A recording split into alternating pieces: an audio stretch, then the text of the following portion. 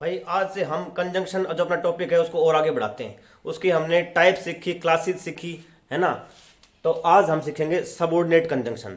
Subordinate subordinate क्या होता है भाई? जो मुख्य होता है उसके नीचे काम करने वाले तो सबऑर्डिनेट होता है। सबऑर्डिनेट क्या होता है? जो मुख्य के ऊपर डिपेंड होता है वो सबऑर्डिनेट होता है। तो सेंटेंस भी सबऑर्डिनेट होता है, लेवल भी, पद भी, है ना। कोई अधिकारी काम कर रहा है, कोई और ऊपर उसके बड़े अधिकारी के नीचे छोटा काम कर रहा है तो सबऑर्डिनेट हो गया उसका, है ना। सबऑर्डिनेट ऑफिसर होते हैं। ऐसे ही इसमें कंजंक्शन में भी है। देखो सबऑर्डिनेट कंजंक्शन क्या होता है? जो एक सबऑर्डिनेट कंजंक्शन होते हैं वो दो क्लासेस को जोड़ेंगे। एक क्लासेस दूसरे क्लासेस के बिना अधूरा है, तो उन दोनों क्लासेस को जोड़ने वाले जितने भी वर्ड हैं वो सबऑर्डिनेट कंजंक्शन होंगे। वो कौन कौन से हैं? देखो लिखे हुए हैं, ये लिखे हुए हैं। मैं आपको अभी क्लियर कर देता हूँ, आपको तुरंत समझ में आ जाएगा। चीफ सबऑर्डिनेट जो होते हैं, चीफ जो मुख्य जो सबऑर्डिनेट कंजंक्शन जो यूज होते हैं वो होते हैं after, before, because, unless. After और बिफोर टाइम के लिए आएंगे, वे पहले, आफ्टर बाद में, बिफोर पहले, है ना।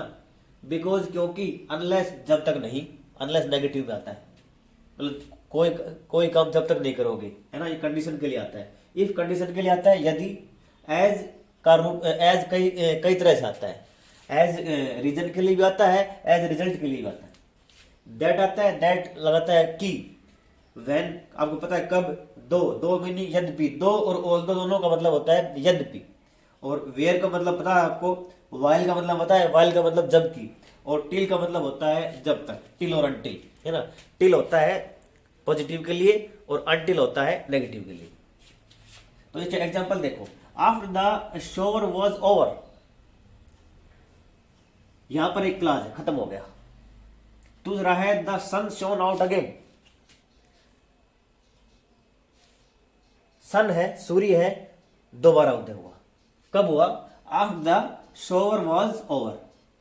अब यहां पर जो द शोवर वॉज ओवर, ठीक है, इसके साथ जुड़ा हुआ है आफ्टर। इसका मतलब ये सबऑर्डिनेट कंजंक्शन है, ये सबऑर्डिनेट कंजंक्शन है, ये सबऑर्डिनेट क्लास है। ये subordinate class the sun shone out again के ऊपर डिपेंड है, इसलिए ये सबऑर्डिनेट कंजंक्शन हो गया। क्लास आती है आपको तो आप ये भली भली बातें समझ पाएंगे, वरना समझने में होगी दिक्कत। मैं यहाँ पे क्लास नहीं समझा रहा। As he was not there, I spoke to his brother. यहां पर I spoke to his brother, यहां पर काम पूरा है भाई। जिस सेंटेंस में काम पूरा ही नहीं हुआ है, अधूरा है वर्ब, तो अधूरा क्या करेगा? अधूरा खुद को पूरा करने के लिए दूसरे के ऊपर डिपेंड रहेगा ना। तो डिपेंडेंट क्लास और सबऑर्डिनेट क्लास एक ही बात है। तो ये मेन क्लास है, मेन क्लास, और ये सबऑर्डिनेट क्लास है, एस सी। और किससे जुड़ा हुआ है? एन से। ये ऐसे भी लिखा जा सकता था, I spoke to his brother as he was not there. भाई क्योंकि मेरे को क्योंकि वह वहां पर प्रेजेंट नहीं था, एज क्योंकि वह प्रेजेंट नहीं था इसलिए मैंने उसके ब्रदर से बात करी। तो यहाँ पे subordinate conjunction. Will you wait till I return, ये आगे टिल, अभी मैंने बताया था टिल। क्या आप वेट करेंगे जब तक मैं आऊंगा? क्या आप वेट करेंगे जब तक मैं आऊं, लौट टू वापिस। तो टिल यहाँ पे क्या है? सबऑर्डिनेट कंजंक्शन है। विल यू वेट क्या है यहाँ पे? सबऑर्डिनेट क्लास है। Tell them that I will come, उनको ये बता दो कि मैं आऊंगा। टेल देम, टेल देम उनको बता दो। भाई क्या बता दो? हमें पता तो होना चाहिए, क्या बता दो है। टेल देम बता दो, उनको बता दो, क्या बता दो? दैट की आई विल कम, मैं आऊं। तो यहाँ पे दैट क्या है? सबऑर्डिनेट कंजंक्शन है। आई विल कम यहाँ पे मेन क्लास है, यहाँ मेन क्लास है। ठीक, आगे देखो भाई, आपको बोर्ड दिखाई दे रहा होगा ना सही से, देखो आपके लिए सही कर देता हूं। Classification of subordinate conjunction. Subordinate conjunction का हम करते हैं क्लासिफिकेशन, वर्गीकरण करते हैं इसका, ठीक है। तो इसमें इसको कैटेगराइज किया गया है, इसको क्लासिफाई किया गया है कितने चरणों में? 7 चरणों में किया गया है। 7 क्लास है इसकी। Time, cause and reason, purpose, result और consequences, condition, concession and comparison. Time के लिए तो आपको पता है बिफोर और आफ्टर आते हैं, सिंस आता है, फोर आता है। I would die before I beg, मैं मर जाऊंगा भीख मांगने से पहले। तो मैं भीख मांगने के बजाय मरना पसंद करूंगा। तो बिफोर यहाँ पे क्या है? सबऑर्डिनेट कंजंक्शन है, सबऑर्डिनेट कंजंक्शन है। ये दो क्लासेस को जोड़ रहा है, ठीक है। अगला है many things have happened, many things have happened, I would die यहाँ पे क्या है, मेन क्लास है और ये इंडिपेंडेंट क्लास है, आई बैग, तो यहाँ पे ये सबऑर्डिनेट कंजंक्शन है। मैनी थिंग्स हैव हैपेंड, बहुत सारी चीजें घटित हो चुकी हैं। अगली क्या है, ये सिंस यहाँ पे क्या है, सिंस यहाँ पे टाइम को रिप्रेजेंट कर रहा है, मतलब कब से, मतलब बहुत सारी चीजें घटित हो चुकी हैं जब से मैंने आपको देखा, ठीक है। सिंस आ गया तो सिंस प्रीपोजिशन के रूप में भी आता है, सिंस प्रीपोजिशन के रूप में भी आता है, ठीक है।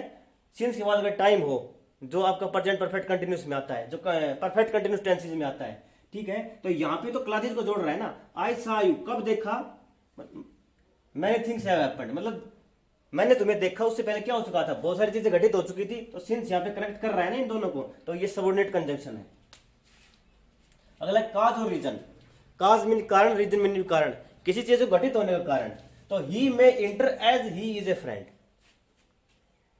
कोज and reason, he may enter, वह इंटर कर सकता है, क्यों, because he is a friend या as he is a friend, मतलब फ्रेंड के रूप में है ना, फ्रेंड के रूप में है तभी तो इंटर कर सकता है ना, फ्रेंड के रूप में है तभी इंटर कर सकता है। तो यहाँ पे एज क्या है, सबऑर्डिनेट कंजंक्शन है, सबऑर्डिनेट कंजंक्शन काम कर रहा है भाई ये। यहां पर अगला है थर्ड पे पर्पस, पर्पस क्या है, पर्पस, पर्पस का मतलब क्या, उद्देश्य। अब हिंदी भाषा में समझे भाई, उद्देश्य का यहाँ पे हम यूज कैसे करेंगे, वी ईट है भाई, हम खाते हैं, ठीक है, हम खाते हैं, सो दैट, ताकि, सो दैट का मतलब ताकि के रूप में होता है, वी में लिव, ताकि हम जिंदा रह सकें।